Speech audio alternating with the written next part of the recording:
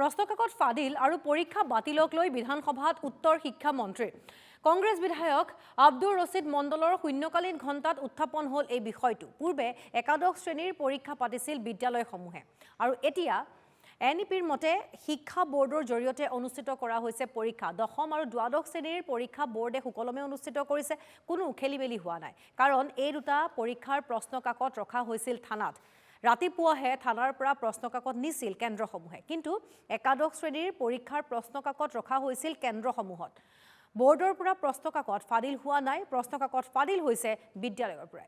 প্ৰথমে গোৱালপাৰাত প্ৰশ্নকাকত ফাদিল হোৱাৰ খবৰ পাইছিলোঁ আৰু ৰাজ্যৰ 15খনকৈ বিদ্যালয়ে আগতীয়াকৈ খুলিছিল প্ৰশ্নকাকতৰ টোপোলা। তাৰ ভিতৰত 12খন বিদ্যালয়ে ব্যক্তিগত খণ্ডৰ আৰু 3খন চৰকাৰী প্ৰাদেশিকৃত বিদ্যালয় বুলি শিক্ষামন্ত্ৰীয়ে মন্তব্য কৰিছে।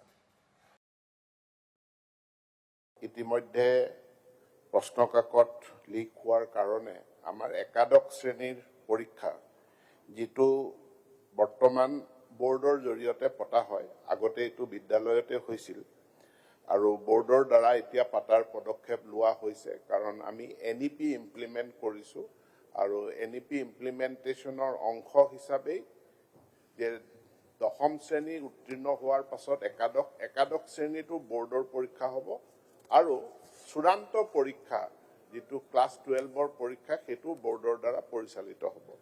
ইতিমধ্যে আসাম ষ্টেট স্কুল এডুকেশ্যন বোৰ্ডে সুকলমে দশম শ্ৰেণীৰ পৰীক্ষা আৰু দ্বাদশ শ্ৰেণীৰ পৰীক্ষা ক্লাছ 10 আৰু ক্লাছ 12ৰ পৰীক্ষা সুকলমে অনুষ্ঠিত কৰিছে। ক্লাছ 10 আৰু 12ৰ ক্ষেত্ৰত বিশেষ সতৰ্কতা অৱলম্বন কৰা হয়, কাৰণ এইটো চূড়ান্ত পৰীক্ষা, এইটো ফাইনেল পৰীক্ষা আৰু সেইকাৰণে ইয়াৰ প্ৰশ্নকাকতসমূহ আমি থানাত ৰাখোঁ আৰু থানাৰ পৰা কটকটীয়া নিৰাপত্তাৰ জৰিয়তে পৰীক্ষাৰ দিনাখন প্ৰশ্নকাকতৰ টোপোলা বিদ্যালয়লৈ লৈ যোৱা হয়।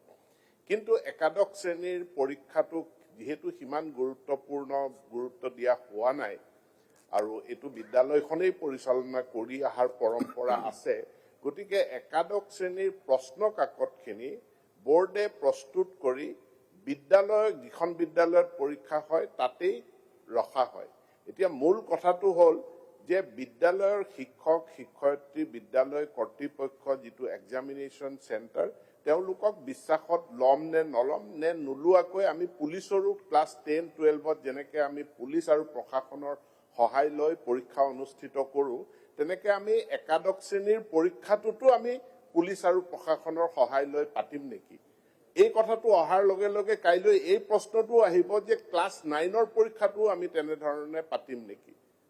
এতেকে আমি একাদশ শ্ৰেণীৰ পৰীক্ষা বিদ্যালয়সমূহক আস্থাত লৈয়ে পাতিছিলোঁ, কিন্তু বিদ্যালয়সমূহৰ পৰাই প্ৰশ্নকাকত লিক হ'ল। প্ৰথম প্ৰশ্নকাকত যেতিয়া লিক হোৱাৰ খবৰটো মই ক'ত পালোঁ যে আব্দুৰ ৰছিদ মণ্ডল ডাঙৰীয়া আপোনাৰ গৃহ জিলা গোৱালপাৰাৰ পৰাই এই প্ৰশ্নকাকত লিক হোৱাৰ তাতেই প্ৰথম আৰম্ভণি হৈছে।